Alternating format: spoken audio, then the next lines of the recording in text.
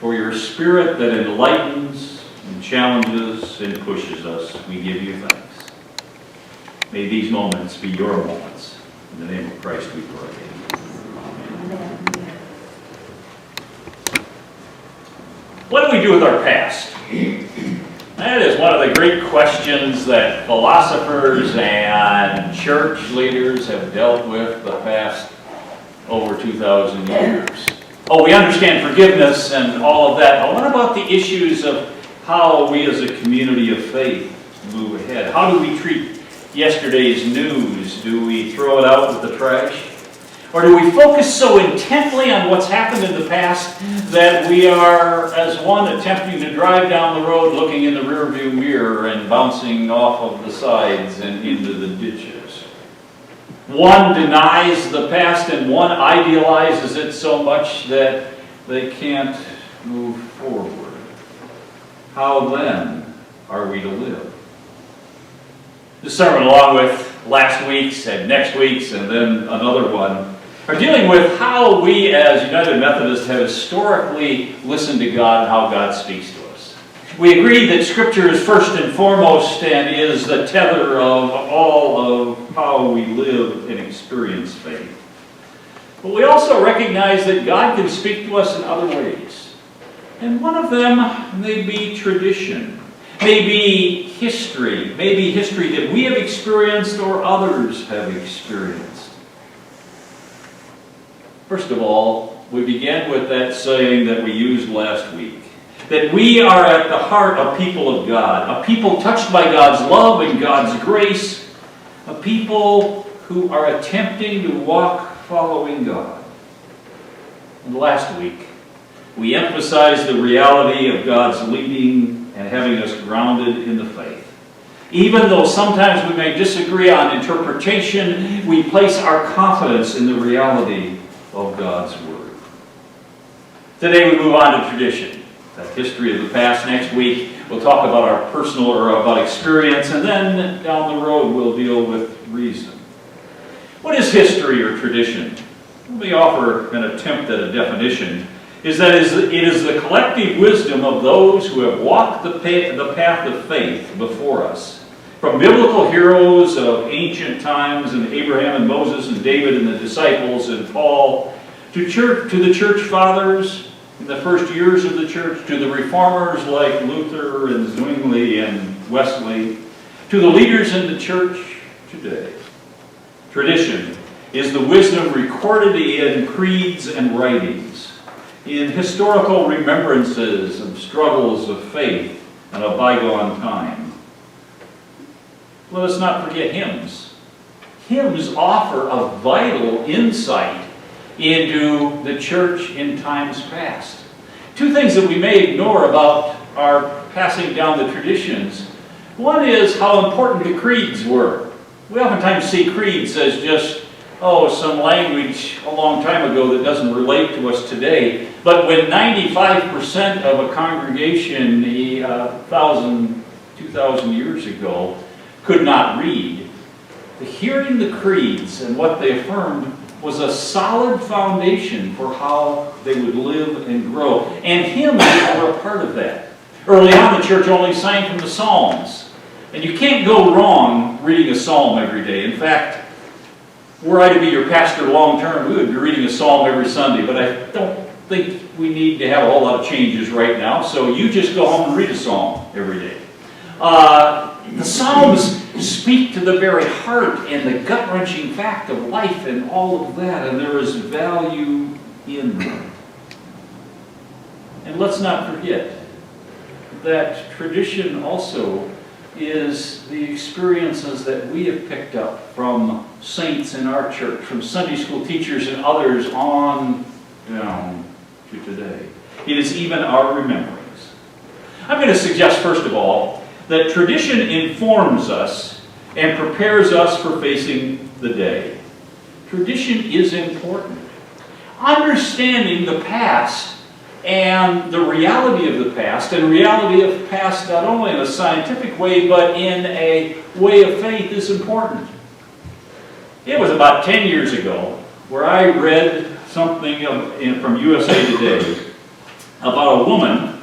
She was from California. I guess I don't want to be prejudicial on that, but she was from California. And she demanded her money back from an amusement park because she said, I paid good money to see live dinosaurs, and your dinosaurs aren't live. Well, you know, an understanding of history and faith and science and all of that would help her understand faith a little more. History is important. By way of a disclaimer, I was only a couple of classes short of having a double major, and the second major was history. I love history. One of the most difficult things for me was when I retired, my massive library, well, my wife said it was not going to dominate our new, smaller place. So I had to get rid of all of those books, and that was painful. I find in history the excitement of what has happened in the past. I find the excitement of God's working in lives, in religious history, and all that goes with that. But history is important. A history professor of mine was fond of saying, history of the church gives us roots for recognizing God's working today. We see not only what God has done in the past, but we see what God is doing today. History. It can help us solve some problems of today. It was a few years ago that I picked up a book on the patron saint of Ireland, St. Patron. I didn't know much about him. I knew that he was kind of a hermit, and he went off to live in Ireland, which was a completely pagan part of the world in his time. But 40 or so years later, he had not only worked his way into being accepted in that, but he had presented the gospel of Christ in a way that thousand upon thousand upon thousands of people followed. There's some tremendous value in reading that. Now, we're in a lot different century, and things are a lot different, and he didn't have computers and mass media and all of that. But I think when you read of what he has done, and his openness and honesty, his willingness not to initiate a fight with someone, but to stand up for what he did, and to live his life, tells us how we can relate the gospel in a society that many say is post-Christian. Probably few of you have heard the Aryan Controversy. I wouldn't expect that. In fact, if you had, I'd say you were spending too much time studying second century church history. The Aryan Controversy was quite simply a number of well-meaning Christians, with Aryan as the leader of it, were saying that Jesus was a great person but wasn't human. They said when he died on the cross, he didn't feel any pain because he was a ghost. Now that doesn't seem like a big problem, does it? But the councils began to deal with it. You see, if Jesus didn't really feel pain, can he understand our pain? Doesn't it take something powerful away from who Jesus was and is? And we could go on. And finally, decisions were made that they were called heretics and given the opportunity to change their ways or leave. And most of them left, and their influence died out a few years later. There's something powerful about studying history and seeing how that was dealt with. Not perfectly, but to have moved it in a different direction, I believe, would have allowed Christianity to be just another mystery cult. And we wouldn't be sitting here at South Mundy worshiping Christ, for the Christ that was being worshipped by the Aryans was a different Christ. Magical, and there's some excitement to that, but you lose the sense of reality. When I found my way back to the faith as a freshman in college, and even before I got involved in theological studies, I picked up a book by Dietrich Bonhoeffer. You may know the name. He was a German theologian during Hitler's time. He was absolutely brilliant, but he also was involved in some political things, and Hitler had him hung just a few days before the American soldiers were coming in. But he wrote a book on life together, on how people of faith can live in a time when government interference is a serious issue and all that goes with that. I think you can read that today, some, 80 years, 85 years from when it was written. And it still speaks to us because it speaks to how you live a life of faith and how you respond. Yes, history is important because it informs us and gives us the opportunity to build on what has happened in the past. Tradition can connect us. Our life of faith is not a life of merely an island. It's not just between me and God, but we as a community of faith come together. Bishop Kenneth Carter was a bishop out of North Carolina. When he was a pastor of a very large church in North Carolina, he told the story of a middle-aged woman in his parish. He had been their pastor for a number of years, and this woman was one of those exciting stories of faith. She had lived with alcohol and drug abuse dominating her life. And through God's grace and a church that wrapped their arms around her, she changed her life. God changed her life.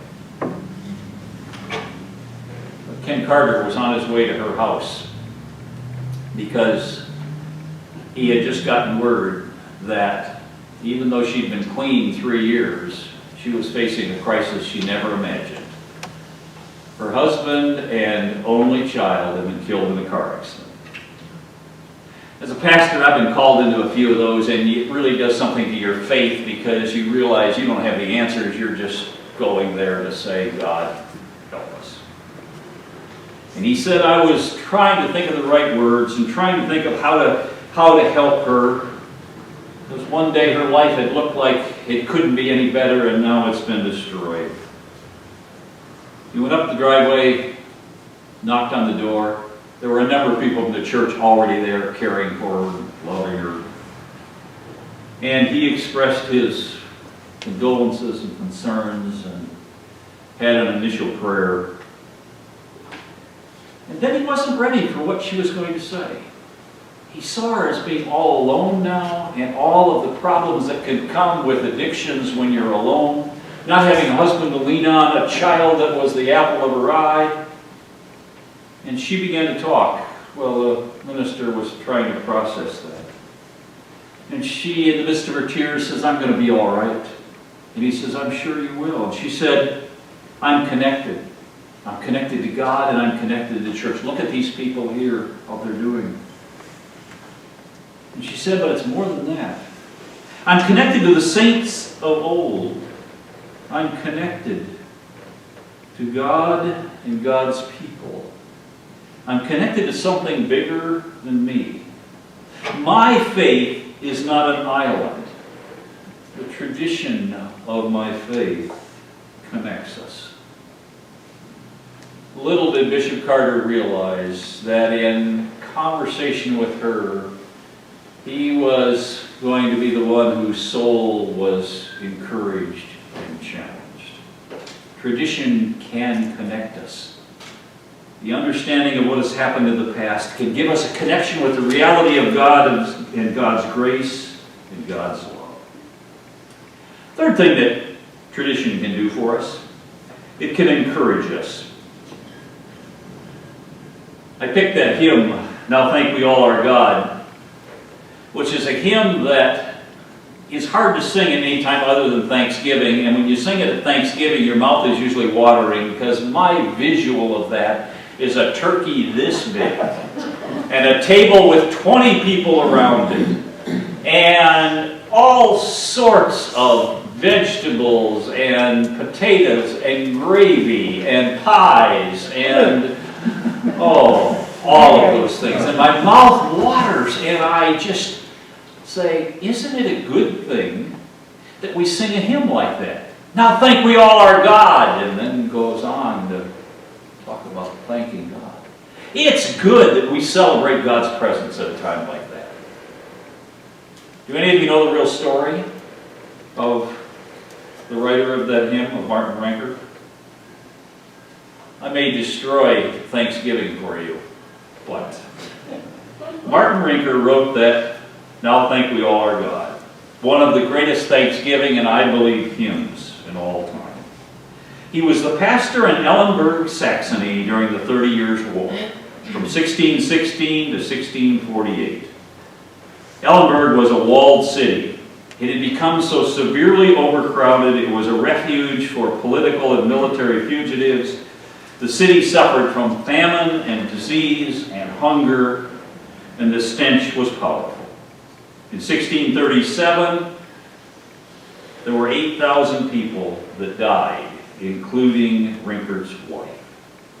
During that time, he was the only minister who had not fled the city. He conducted in 1 year 4,480 services in the year that he wrote, Now Thank We All Our God. That takes on a whole new meaning, doesn't it? It's not too hard to thank God when we are stuffing ourselves with turkey. When the one that we had loved has been taken by an illness, many in the family, when it is done service after service after service, when there seemingly was little hope from the plague type that was carrying over the city and the political violence on the outside. But in the midst of that, he connected with the past, the reality of God and God's present. Now thank we all our God. Let me suggest that there needs to be a counter proposal to what I'm talking about. I am being a good student of some of my grad school professors who wanted us to point out the important things about history. Perhaps the most important is, as powerful as history can be in our lives, in our community of faith, in our understanding, history cannot hold us and hold on to us. History cannot provide all of the answers.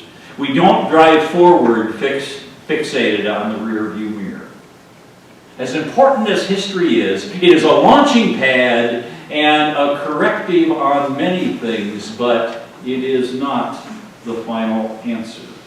The danger is that we become so enamored with the history that we fail to live in the present and look to the future. I've known a couple of people who had such a dramatic conversion experience that it would bring tears to your eyes, but 30 years later, they were still not just reciting that, but that was where they were. God calls us to move on from the history of the past, to use it as a foundation for life. Lyle Schaller, who was a church sociologist and consultant, been gone for probably 20 years. He offered some advice at a convention.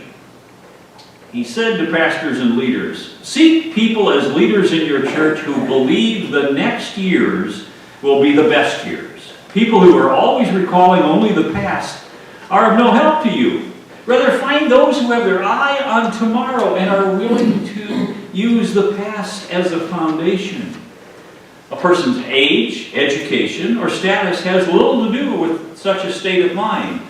The gathering and distributing people in the church for leadership who see the future as a positive reality. Even when we look at the numbers and look at society and all of that, he is wanting people who are infused with the reality of God's grace and God's willingness to move us forward.